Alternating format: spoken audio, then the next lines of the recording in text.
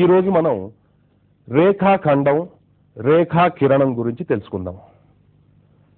మనం ఉపయోగించే వస్తువులన్నిటికీ కూడా ఏదో ఒక ఆకారము, పరిమాణము ఉంటూ ఉంటాయి.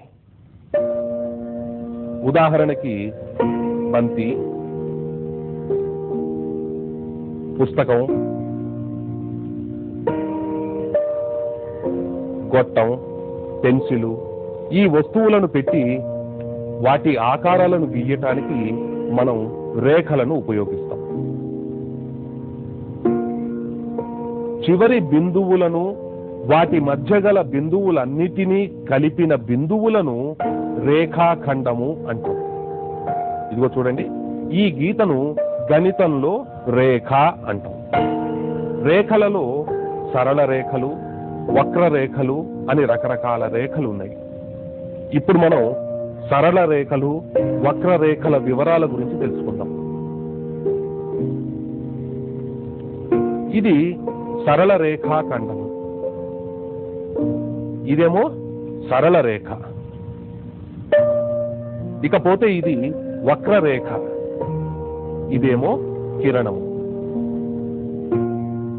కిరణానికి ఉదాహరణ సూర్యుడి నుంచి వెలువడే కాంతి రేఖ. కిరణానికి ఒకే ఒక తుది బిందువు ఉంటుంది. ఈ పటంలోని కిరణానికి తుది బిందువు 0. ఇది సరళ రేఖ. దీన్ని ఏ బి అని రాస్తాం. ఇలా సరళ రేఖకు తుది బిందువులు ఉండవు. ఒక రేఖాఖండానికి 2 తుది బిందువులు ఉంటాయి. దీన్ని మనం PQ గా రాసి ఇలా చూపిస్తాం. ఒక సరళ రేఖాఖండంలో తుది బిందువుల మధ్య దూరాన్ని రేఖాఖండం పొడవు అంటారు. ఇప్పుడు ఈ పటాన్ని చూడండి. ఏ బి బిందువులు అనేక రకాలుగా కలపబడ్డాయి. అయితే వీటిలో ఏ బి తక్కువ దూరం కలది. ఏ నుంచి బికి గల అతి తక్కువ దూరాన్ని ఏబి సరళ రేఖాఖండం అంటాం. ఇప్పుడు మనం రేఖాఖండం గురించి ఒక కృత్యాన్ని చేసి చూద్దాం. ఒక సన్నని దారాన్ని 2 చేతులతో వదులుగా ఇదిగో ఇలా ఉంచటం వలన వక్రరేఖ ఆకారం ఏర్పడుతుంది. ఆ దారాన్ని 2 చేతులతో ఇదిగో ఇలా గట్టిగా లాగితే రేఖాఖండం ఆకారం ఏర్పడుతుంది.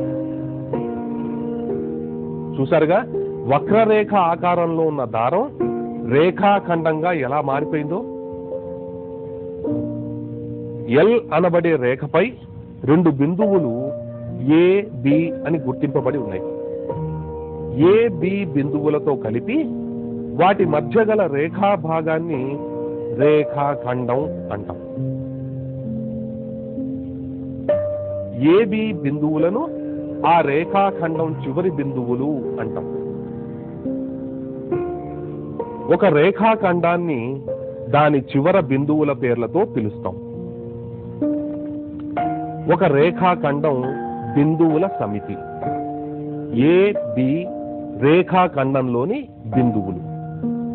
బిందువు ఏ, బిందువు బి, ఏబీల మధ్య గల అన్ని బిందువులు రేఖాఖండంలో ఉంటాయి. 2 చివరి బిందువులు, వాటి మధ్య గల బిందువులు అన్నింటినీ కలిగిన బిందువుల సమితి రేఖాఖండం.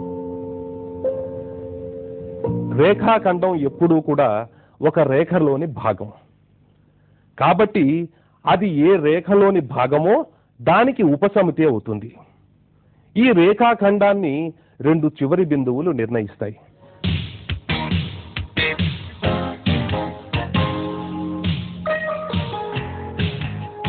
ఇంతవరకు మనం రేఖాకిరణం, రేఖాఖండం గురించి తెలుసుకున్నాం. ఇప్పుడు ఈ పాఠ్యాంశంలోని ముఖ్యాంశాలని మరొకసారి గుర్తు చేసుకుందాం.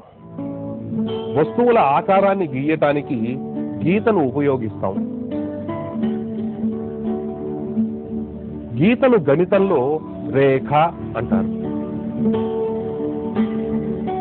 ఇది ఇది కిరణం. కిరణానికి ఒకే ఒక తుది బిందువు ఉంటుంది. కిరణానికి ఉదాహరణ సూర్యుని నుండి వెలువడే కాంతి రేఖ.